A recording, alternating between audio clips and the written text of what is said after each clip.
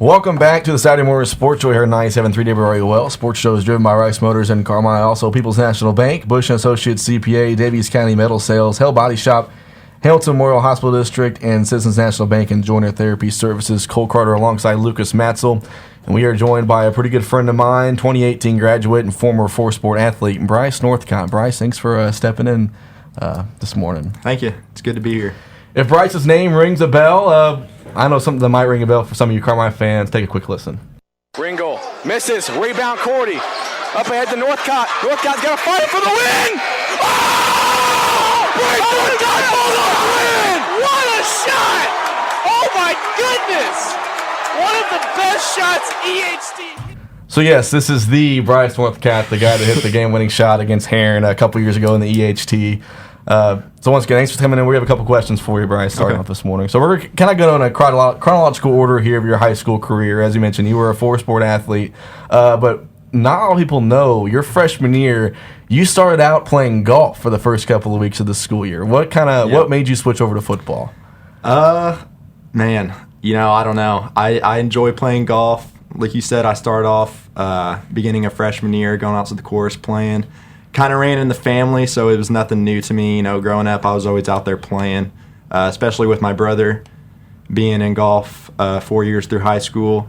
So I was always out there, playing. And I remember, going to, I believe, the Gator Bowl, and I was just seeing, everybody, all my friends out there playing. It was just kind of one of those feelings like, dang, I really want to be out there with them. So, the next week I walk in, go to, at the time, it was Coach Austin. I go in and I tell him, I'm just like, listen, I don't think this is going to work out. I think I'm going to go to football. So kind of made that happen and didn't really look back. I'll never forget the day you told us that, I thought you were kidding. It was like the third week of practice, and this kid decides he wants to play. But, good thing you did switch over because you were a big part of the Carmine offense for 3 years. Your sophomore year, you had 11 catches for 165 yards and 5 touchdowns. Your junior year, you had 12 catches for 188 yards, 2 touchdowns through the air and 1 on the ground. And then your senior year, you were a big part of the offense, 17 catches, 74 carries, 773 total yards, and 13 total touchdowns. So are you glad that you switched over from golf to play football? Yes, absolutely. No regret there. So throughout your 3 years of playing varsity football, Carmine had different types of offense. So did you prefer, the spread offense that you played in your sophomore and junior year, or were you more of a favor of the wing tee offense that we ran your senior year? I was pretty involved with the offense my senior year, having the wing tee formation. So I definitely enjoyed that. But, I think doing the spread offense with Jake Simon being the QB, I really enjoyed doing that. So I'd probably say that would be my favorite. I enjoyed doing that, but I was more involved probably my senior year with the wing tee offense, so that was good too. So I hate to bring this up even for myself, but our final game of your senior year was a heartbreaker against Bismarck-Henning, 37-34 on a last-second touchdown. What was going through your mind when you were walking off the field for that last time? Oh man, it's tough to think about. Man, I don't know. Everything just kind of happened so quickly. That last play, walking off the field. It just kind of hurt the most that we didn't get a chance to really score there, get an opportunity to get the ball up in the air to really, give us a real chance because the time ended up running out. But it's just tough to think about because we were right there. We had many opportunities, but just how things happen. So all in all, what is your favorite football memory from your 4 years of playing? Ooh, that's tough. My favorite memory, I'd say probably my favorite game was junior year playing Eldorado because that was really big for us with the circumstances we were under.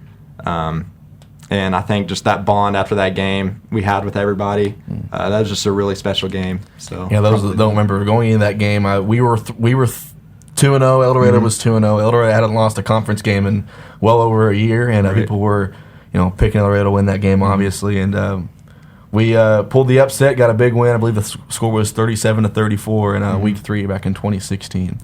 So now moving on over to basketball. Knowing you, us being friends and when we were kids, you're a big basketball head. You're a basketball junkie. So obviously you could probably say that basketball was your favorite sport. Yeah, you could probably say that. Yeah. You were a 2-year varsity starter. Your junior year, you scored 263 points in 26 games, averaged just over 10 points per game. In your senior year, you scored 278 in 31 games, averaged 9 points a game. Arguably, the biggest moment in those 2 years was that game winner against Heron in the EHT. Take us through that play. Because I'm sure you've done that a million times in the past 2 years. Yeah. So, man, just like I say, everything happened so quickly. I just remember standing, they're shooting the free throw,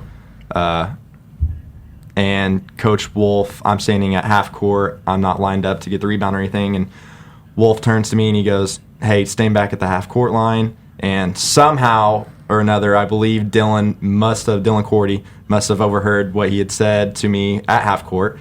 And, he just grabs the rebound, just throws it up. I just try to give it a chance. I remember jumping up and just turning around, looking and just throwing it up there. And I knew if I gave it the distance, then it would have a pretty good chance. Didn't want to leave it short for sure. So I just threw it up there, and it just all kind of happened so quickly. And, I just think back, and that was a pretty special moment. So, well, I remember thinking back to that game. I remember you guys had a big lead at one point. Heron stormed back, and what was crazy was, you guys, I believe, were the 4th seed that year, something like that. And Heron wasn't seeded because Heron plays in a very good river to river conference, but Heron was a dang good ball club. I believe they won the Constellation that year. Yep. And you guys, the score was tied at 54, I do believe, and then Heron had the ball, got fouled, made the first free throw, missed the second free throw, and as you mentioned, Dylan Cordy got the rebound. And at the time, I thought that Wolf was going to call a timeout because I think you guys had one timeout left. I believe we did. And I'll never forget, when you shot the ball, I'm thinking the Wolf's going to call a timeout. So after you made the shot, I'm thinking Wolf just called a timeout, and that's not going to count. But thankfully, Coach Kevin Wolf didn't call a timeout. The basket counted, and one of the, as Matt Rice said in that video, one of the best shots in EHT history. 2 weeks later, I think Lucas remembers this too. 2 weeks later, you had what seemed to be another game-winning buzzer beater at Duff Kingston Gymnasium against at the time, the undefeated Eldorado Eagles. Kind of summarizing what happened there, you guys were playing Eldorado. Eldorado was number 1 in the conference. You guys were number 2. Eldorado was a very good team that year. They were undefeated. You guys, one of those games, Eldorado had a big lead in that point. You guys stormed back, and then they had the ball. They were up by 2, missed a free throw. You got the ball, went down the court, shot fake, kind of stepped through defender, and I've got some photo evidence that shows that your foot was behind the line. They count as a 2-pointer. You guys went to overtime and ended up losing in overtime. So kind of take us through that play. It's kind of the same situation with the EHT and the Heron game. They're shooting the free throw. They missed it. Dylan Cordy grabs the rebound, I believe, passes it to me, and, there's not much time in the clock. I just dribble up the floor. I didn't even think about going for a 2. I don't know what was going through my head. Like I said, everything just happened so quickly. I shot fake, and then I stepped through. I was over the line. One of the weirdest shots I ever seen. Yeah, I mean, it was just everything. It just happened so quickly, and it just goes in. And I thought we won, and I turn around and I see Coach Kevin Wolf on the floor, and I believe Bradley, and they're like, no, they're counting it as a 2. So, what can you do in that situation? Yeah. You can't really argue, do anything. So, like you said, we go into overtime, end up losing. So, it was a tough one for sure, but, another special memory to think back on because they're a really good team. And then about a month later, you guys play Eldorado back at home, and this will raise some more eyebrows as far as the officiating. You guys are, once again, they had a big lead in that game. I remember you guys stormed back, made a big comeback, and tied the game. They had the ball with, I believe, 30 seconds left. They dribbled it out and had a timeout with 5 seconds left. And coming out of that timeout, Coach Kevin Wolf, what he usually likes to do is see what the offense is in, then call a timeout. Well, he did so. One referee heard him, the others didn't, and he didn't blow the whistle fully. Eldorado shoots it, misses it. We go to overtime. Well, they go back and say, Wolf, call timeout. What was going through your mind when that whole thing was going on with the game-winning shot by Brayton Atterbury that year? Yeah, so he Coach Kevin Wolf did end up calling a timeout. So, like you said, we went over to the bench. We went over what defense we're going to play, and we had a pretty good idea that, it was going to go to Brayden Atterbury. Great player. Colton Yates was on him that whole game, played great defense on him, and it's just kind of how the dice rolled that game. I remember because I was standing right next to him. Yates actually slapped the ball as he was going up for that last shot. Yeah, and great player, ends up going in. It's just a tough tough memory to think back on, but it was a good game. I think for out of all the Carmine basketball games I've watched, I've never been more mad than when I was when I left the gym that night. Yeah. I wasn't even playing. I just, I remember leaving that game. It was tough. So 2 games that you guys had the chance to beat Eldorado, and Eldorado, like I said, was a very good team that year. You guys matched up with them for the 3rd time in the regional championship game that year. I know as much as you guys did, you guys wanted to win that game, but like I said, Eldorado was just a darn good team. They are. And you guys obviously didn't play your best game that night. Kind of like what I asked you earlier, what was going through your mind after that final game?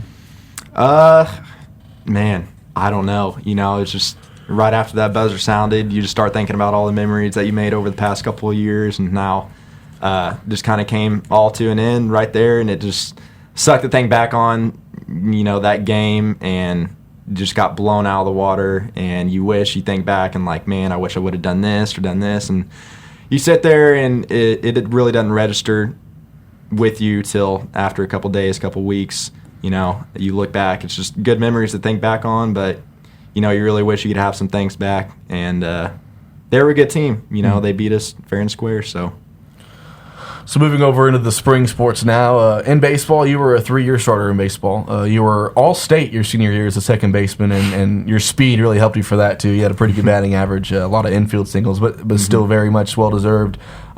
One thing that sticks out for baseball in our graduating class was, our class was very close in all sports, but it seemed like in baseball, there was just a certain bond with those 7 seniors. Kind of talk about that bond you guys had. Yeah, it was special. Growing up here in Carmi, we all kind of had that same nuclear set of people who we grew up with playing baseball. Always a great time. We played travel ball together, middle school, high school, and then it was just pretty special to come into our senior year and then have that same group of people to be on the field with, and that really translated over to our play, and it was just a good time. We didn't really put any pressure on ourselves, just all the seniors out there having a good time, and we were pretty good. Let's move over to track. You were very well in track, I could say, too. Numerous accolades and state appearances. You even have the school record in the 100-meter run. Bryce, what is the key to being so fast? You got to tell me. I'm curious. Man, the key to being so fast, I couldn't tell you. Probably the one thing that I think back on is, starting out in the blocks, getting out fast, having that acceleration really was good for me. I always remember, if I got a good start, then I had a pretty good chance of getting at least 11 or under 11 seconds in the 100 meters. So, if you're asking for the key, I'd probably say that's pretty big. So taking basketball, baseball, and track all together, well, minus the EHT shot, because that's obviously going to be your answer, but what is your favorite memory from those 3 sports? Favorite memory from those 3 sports? Probably baseball season as a whole. Going out there with those 7 guys as seniors, and that was just so much fun to think back on. Like I said, we didn't really put a whole lot of pressure on ourselves, so everything just kind of translated over, having those bond, the relationship with the guys, and just going out every game and just playing. That's how we did growing up. So I love baseball season my senior year, and that's probably the great thing to think back on. So now that your glory days are in the past, you're currently attending USI. How do you like it over there? I love it. Great school. Currently majoring in business administration. Thinking about going to dental school after graduation. But right now my options are kind of open. So we'll just see where it takes me. Do you plan on coming back here to Carmi once said and done? We'll see. Don't really have a set place, but we'll see. Lucas, you got anything you want to ask him? First of all, Bryce, I just want to give you credit for keeping your cool during all those plays during basketball season, and especially down there at Eldorado. Because I promise you that I was not keeping my cool during that play. Because I know for a fact that you won that game. But anyway, so you were always really just a gracious, just awesome guy about it. I never heard you just you didn't yell at the official, stuff like that. I just think that was great because, stuff happens. Right. And, you just power through it, you keep playing. So I give you credit for that. Thanks. One thing I do want to ask you about is because I'm a USI alum myself, I played a lot of ball in the rec at USI, and I just want to know: do you ever partake in any ball at the rec at USI? Yeah, you ever go? How's that? How's that going? It's going. I love it. I go over there probably about 3 times a week. You always see guys that you play in high school with, and that's just kind of fun to go over there and just have a good time with them and get some ball in. So that's awesome, man. I'm doing I would encourage you to keep playing ball Yeah. because, you know, they just keep you young. You know, I'm Absolutely. 25. I feel old sometimes, but, you know, going to play and pick up ball is awesome. So Yeah, absolutely. That's awesome, man. Yeah. I love it. You ever feel like you're wearing the maroon and white when you're out there playing some rec hoops or Oh man, slow pitch softball? Yeah. slow pitch softball. Uh-huh. Absolutely. Well, once again, Bryce Northcott stopping by here on the Saturday Morning Sports Show. Bryce, thanks for getting up early on a Saturday morning. We greatly appreciate you coming in and talking to us. Thanks for having me. This is Saturday Morning Sports Show on 97.3 WRUL.